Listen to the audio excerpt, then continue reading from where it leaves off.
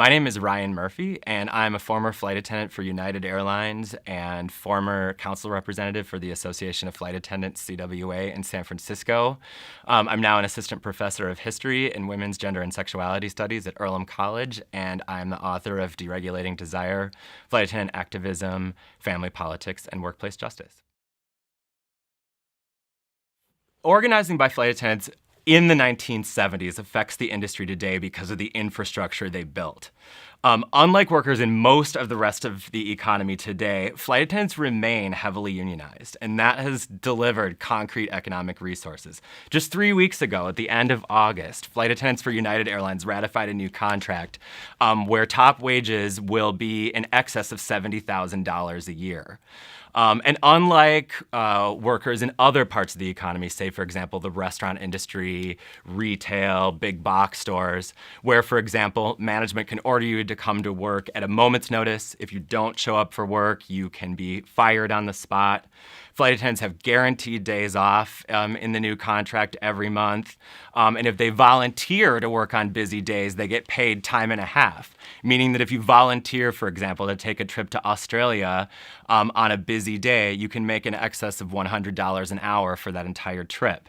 So what you have is a situation where a flight attendant can support a family on one full-time job, which sounds like an obvious thing that everyone should be able to have, but as we know, those jobs are increasingly unlikely. And the history of flight attendant unionism is what allows that type of employment to continue to exist.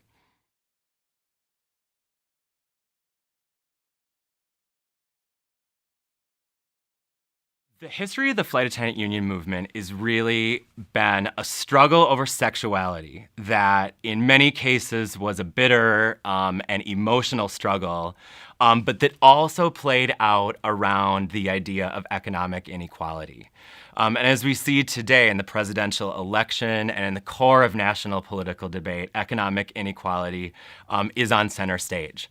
But for all of that talk about economic inequality, we see very few concrete policy prescriptions for the way that ordinary people could actually put more money into their pockets. And what I think is so fascinating about the flight attendant union movement is that these ideas didn't come from on high in the policymaking apparatus, but rather were ordinary people organizing around the needs of their relationships, the needs of their families, the needs of the communities that they were part of, to seek concrete social change in a way that's actually delivered material resources. So in an age that is sorely lacking of policy prescriptions, flight attendants put the camera on themselves, but also on the camera on their workplace to deliver resources that people in many industries could win.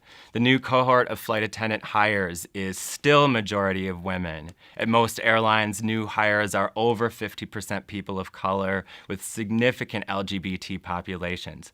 All of these groups are already struggling with economic resources outside of the workplace, and this is an example where people can organize around those differences and make them matter at work.